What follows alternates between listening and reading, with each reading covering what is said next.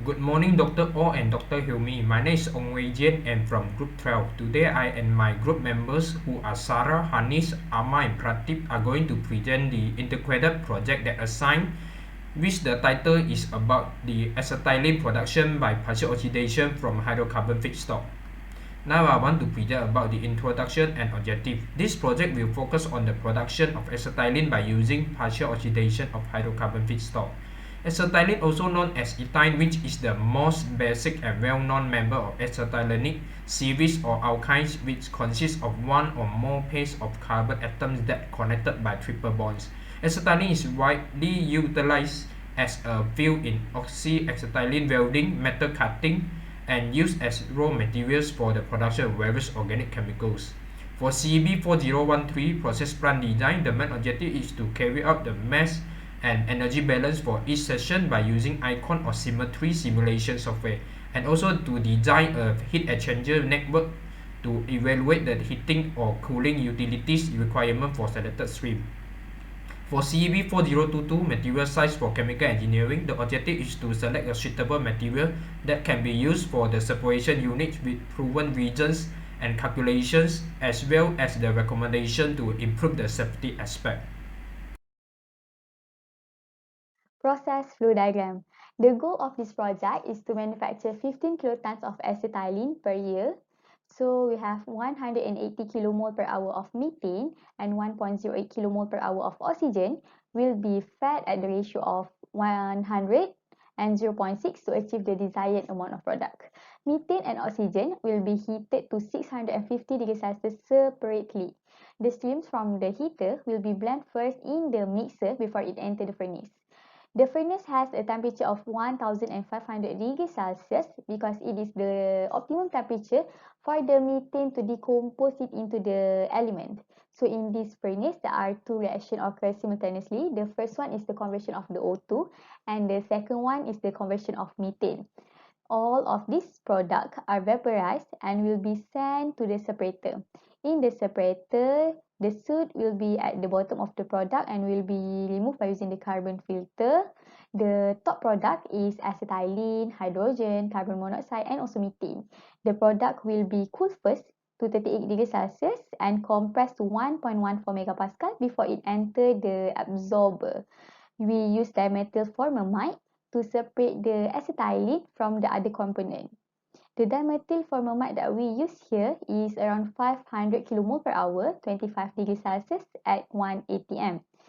The absorber, we have 12 stages and 99% of the acetylene is fractioned out. So higher acetylenes and water are stripped out under the reduced pressure.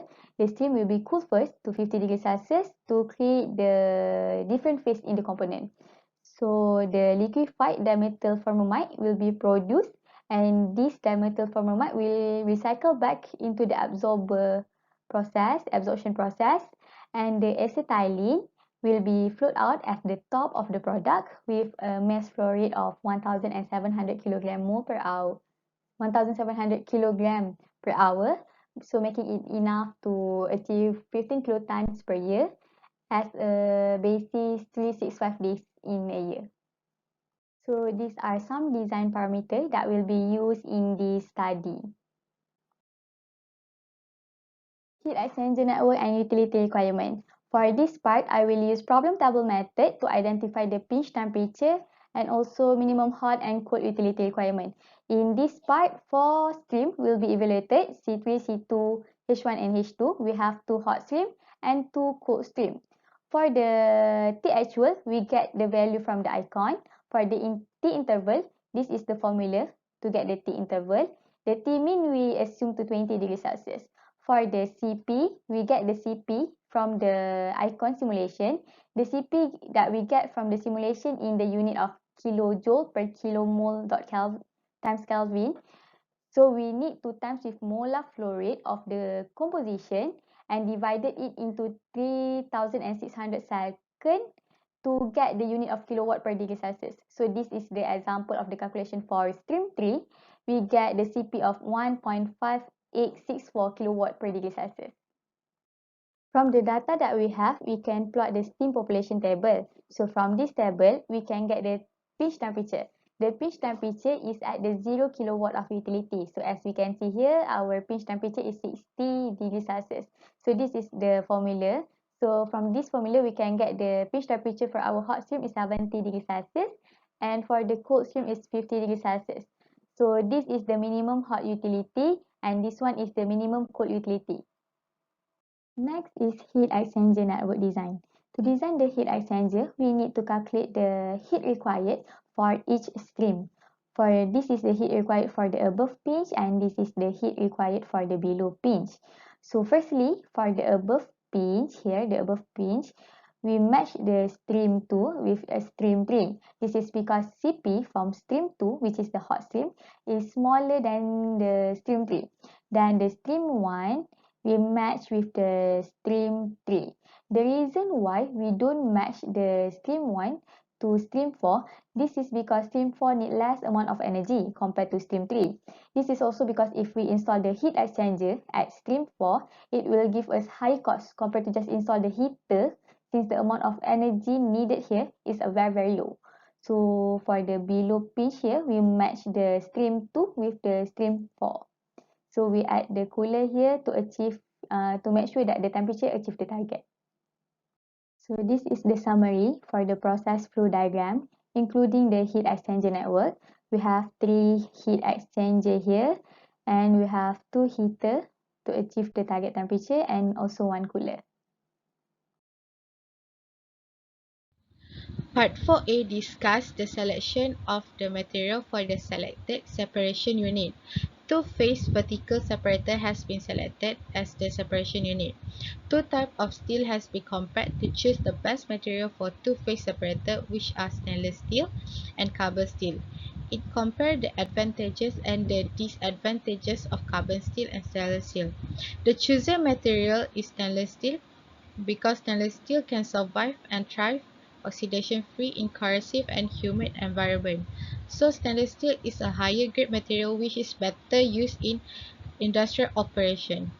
Part 4B discusses the mechanical properties and the thermal properties of stainless steel. For mechanical properties, 6 aspects need to be considered, which are stress, strain, elastic behavior, plastic behavior, toughness, ductility, and hardness. Each of the properties are interlinked with each other, and the strength of stainless steel can be determined. For the thermal properties of stainless steel, the thermal conductivity and thermal expansion, thermal stress, and thermal shock resistance is determined in this part. Next, for this part, I will cover for corrosion and degradation of material for the selected unit. So corrosion and degradation will involve deterioration of material when it is exposed to environment and result in the loss of material. The most common case being in the corrosion of metal and steel is by water. In this part, we use corrosion penetration formula to define the amount of corrosion loss per year in thickness and to study the speed at which corrosion spread to the inner portion of a material. When we calculate and compare the corrosion penetration rate for both materials, which is duplex stainless steel and carbon steel, we found out that duplex stainless steel has lower CPR and higher time compared to carbon steel. The best selection material is when the material has lower CPR with higher time. Thus, duplex stainless steel were chosen. Now I will be discussing on the recommendation safety aspects of the two-phase vertical separation column in chapter 4D. There are 4 types of safety hazards of a separation column. Number 1 is corrosion. Internal, which is visible; external, which is not visible. The second type of safety hazard is fire and explosion. When acetylene is exposed with oxygen, combustion can take place with very high energy. Thirdly is overheating, whereby the temperature inside the separation column cannot be controlled and melting takes place, and overpressurization, which can also lead to a high energy explosion. Now touching on the recommendations to improve safety. For corrosion, we will need to use a high alloy stainless steel to reduce the corrosion, and ceramic coat the separation column to reduce oxidation. For fire and explosion, we will need to use a pressure relief valve. We have to have a separator emergency plan installed, as well as install water sprays to contain the fire and contain the explosion. For overheating, we will need to install a backup cooling system to reduce the temperature of the separation column and ready emergency plan to act upon if such occurs. For overpressurization, we will need to install a safety pressure valve and also install rupture disc to allow pressure to be released and have an alarm system to alert engineers and employees to act upon this problem. In conclusion of this project, all objectives of this project were met. The mass balance and energy balance were determined. The minimum utility and pinch temperature for both hot and cold streams were also determined. Duplex, which is a type of stainless steel, was selected as the best material to use for our two-phase vertical separator, and the safety recommendations were given and justified to eliminate and reduce mishap. Thank you.